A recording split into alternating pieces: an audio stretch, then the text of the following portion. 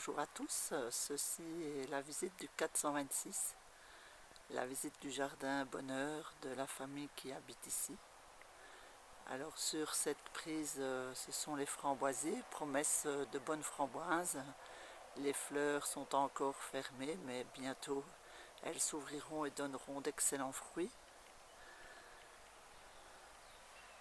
Un popo, ils doivent être deux, ce sont des manguiers de Californie. Donc ils donneront des fruits semblables à une mangue mais beaucoup plus petits. La souche d'un vieux pommier, une pomme très acide, très aigre qui n'était pas bonne du tout, que nous avons rasée. Et là une souche de prunier qui s'est couchée après 2-3 fois avoir été touchée par la foudre. Et la souche d'un deuxième prunier qui s'est également couché par bonheur. Un ami nous a fait juste à l'année qui précédait leur chute des greffes, et donc le premier est ici. Il y aura normalement une ou deux prunes dessus, et le deuxième est là, droit devant nous, le tout petit là. Lui, il n'a pas fleuri cette année. Vous pouvez observer un magnifique cercis pleine fleur. Bon, mon problème c'est la taille, je ne suis pas une surdouée de la taille. Ce cercis est un fabacé, et donc les gousses se mangent. À côté, tout vert, c'est le Cercidiphyllum siliquastrum, qui s'appelle aussi arbre à caramel. En fait, l'automne, quand les feuilles jaunissent, toute la prairie embaume le caramel. À droite, vous avez un noyer qui était venu tout seul dans le jardin de ma maman et qui s'est transplanté ici gentiment. Et le fruit du labeur des hivers, la taille et le bois qui attend. Nous allons avancer dans le jardin vers les noisetiers. Sur ce noisetier, l'année passée, j'ai récolté plus de 12 kilos de noisettes. 8 ont été conduits au moulin à huile et nous ont donné 1 litre, un quart d'huile de noisette délicieuse. Rien qu'à savoir que ça vient de chez vous, c'est un bonheur. Un petit cerisier ici, la Montmorency, qui est une griotte, une cerise du Nord pour faire les confitures. L'aubépine est pleine fleurs, tout blanc, magnifique. Il paraît que quand l'aubépine est en fleurs, il n'y a plus de gelée à craindre le matin. Je vous dirai si c'est vrai un peu plus tard, parce que là nous sommes le 27 avril. J'avance doucement dans un petit sous-bois, on pourrait dire ça comme ça, où un hou s'est invité un jour, et par bonheur, ce hou est une femelle. Il nous donne donc des baies rouges en hiver, et ce hou décore nos tables de fête en fin d'année. À ma droite, il y a encore quelques fleurs, là, sur la branche qui remonte. Et c'est un citronnier des haies, qui nous donne des baies qui goûtent plutôt le jasmin, qui ont plutôt le parfum du jasmin. Donc ce n'est pas un citron, mais c'est un agrume qui peut servir d'épice dans les glaces et autres. Voilà encore une fleur. Cette année, il n'y a pas eu beaucoup de fleurs dessus. Il n'y aura donc pas beaucoup de fruits, contrairement à l'année passée. Sur ma gauche, un pommier. C'est la trésocomélière, la pomme que ma maman préférait. Il est en fleurs aussi, pas beaucoup, mais quand même, quelques fleurs. Donc pour la première fois sans doute, quelques pommes. Le pêcher par contre a fleuri, mais il a gelé blanc sur les fleurs, et donc pas de fruits cette année. À ma droite, vous avez le cox orange pipin. Il était encore plein de fleurs il y a 2-3 jours. Là, il commence à faner, ce qui veut dire que doucement, les pommes vont se former.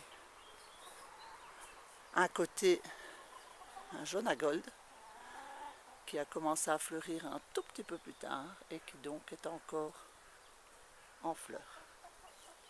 Malgré tout, beaucoup moins joli que ce qu'il a été. À ma gauche ici, vous avez un prunier. Il y a un poirier. Il a longtemps défleuri. Et si vous regardez bien, les bébés fruits se forment déjà. Et je peux vous assurer qu'il y en a à tous les étages, sur toutes les branches.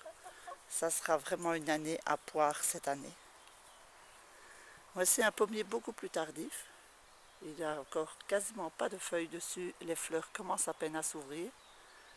C'est la rainette étoilée. Une excellente pomme qui a beaucoup de mal à parvenir à maturité chez nous, vu que c'est plutôt une pomme à cultiver dans le sud de la Loire. Ici c'est ma pomme lapet, arbre qu'aiment mes poules pour dormir la nuit, et donc il est en triste état parce qu'il ne supporte pas bien les fientes qui se déposent aux pieds en quantité et qui sont très acides. Ce prunier ici, c'est la première année qu'il y a vraiment des prunes dessus.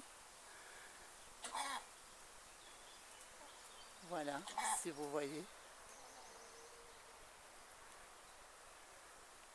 C'est une excellente prune dont le nom m'échappe là tout de suite. Vous voyez, il y en a à tous les étages aussi. C'est la reine Claude Doré, voilà, le nom me revient. Nous allons quitter l'espace volaille, l'espace verger, où mes cocottes profitent de ce beau temps pour me régaler avec des œufs en quantité aussi. Et nous allons aller vers les serres.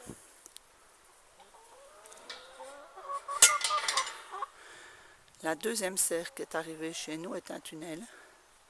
Dans ce tunnel, j'ai déjà repiqué parce que les plants étaient avancés. Les tomates. Là au sol, des cacahuètes venues droit du Burkina.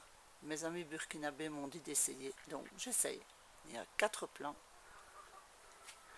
Les sacs suspendus sont des hamacs à pastèques, dont le premier plant est là, et le deuxième de l'autre côté. Il y a également des fraisiers, comme vous pouvez voir, d'ici peu de temps. Nous pourrons nous régaler des fraises qui poussent en pleine terre dans la serre. Pour les pleines terres d'extérieur, il faut de la patience. Elles sont en fleurs. Ici à l'arrière, vous avez là contre le grillage des plants de trompe d'Albanga, des pâtissons panachés,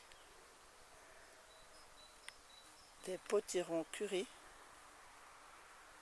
et le soir, pour éviter que tout cela ne gèle parce qu'il est encore fort tôt, quand on annonce mauvais temps, je retourne ces bouteilles dont j'ai ôté le cul sur chacun des plants.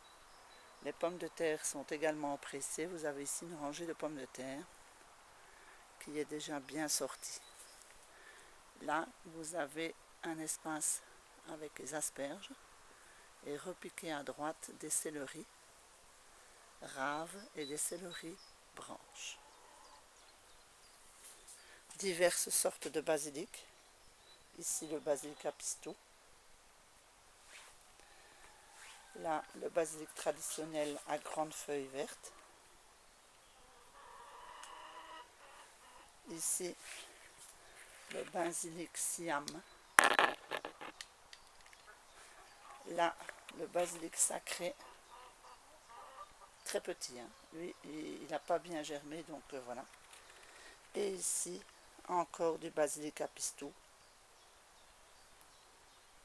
Sont déjà repiqués, et les salades que vous voyez là sont des oreilles du diable qui se sont ressemées toutes seules, que je laisse venir et que j'arracherai quand elles seront en maturité, plutôt que de les couper au ras du collet pour qu'elles repoussent, afin de laisser place dans la serre aux tomates. Ici vous avez une petite salade asiatique, un essai. Il y a 2 plants dans la serre, on va goûter, si ça nous plaît on recommence, si ça ne nous plaît pas on ne recommence pas. Ici vous avez le premier rectangle aux pommes de terre.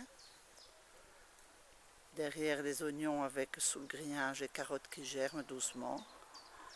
un rectangle avec des potirons, et les piquets que vous voyez sont les piquets des futurs haricots à perche, qui sont les semences que j'utilise, que ma mère utilisait, que mon grand-père utilisait, qui vient de son père.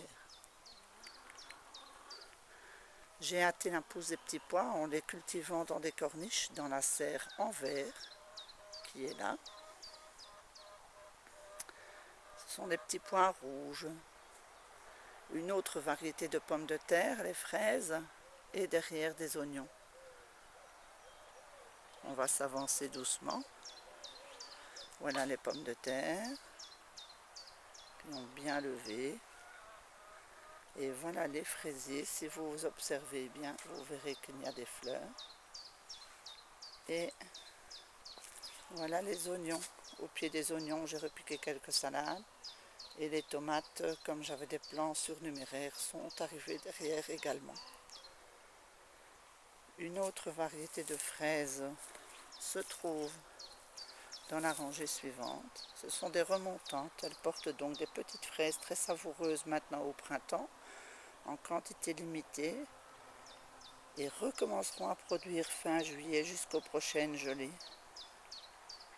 Voici encore des pommes de terre, encore des rames qui attendent le semis d'un haricot. J'en fais un premier le 15 mai et un second le 15 juin pour ne pas tout avoir à récolter en même temps. De nouveau ici, oignons, carottes, protégés, tout parce que les oiseaux ici et les chats font des ravages. Des bêtes qui vont monter en fleurs, je vais laisser gentiment monter.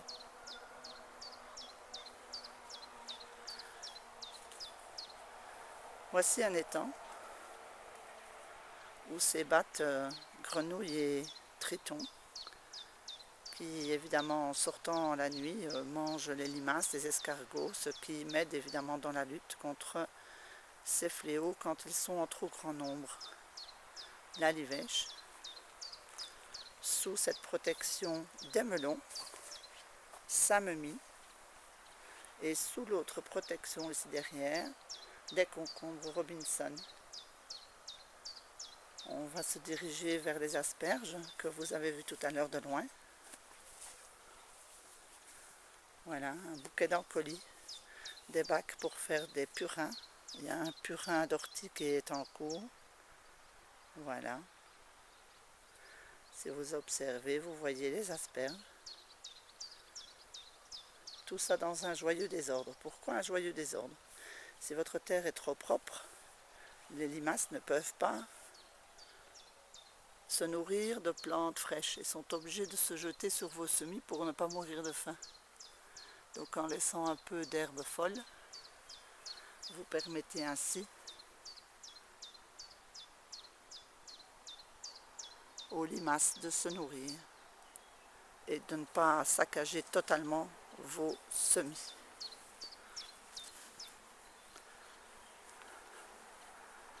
Voilà, nous continuons notre petit voyage dans notre jardin. Ici autour de l'étang, des fleurs, des soucis.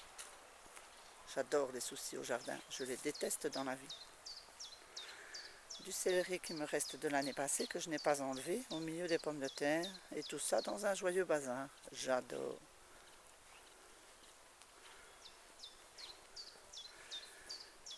Une deuxième plantation d'asperges, avec derrière des tomates, et devant ici des choux, raves, choux-fleurs et brocolis. Les choux raves se forment doucement. Cette année, nous avons eu le muguet très très tôt. Il est plein de fleurs. Donc, adieu le muguet pour le 1er mai, hein, ça c'est clair.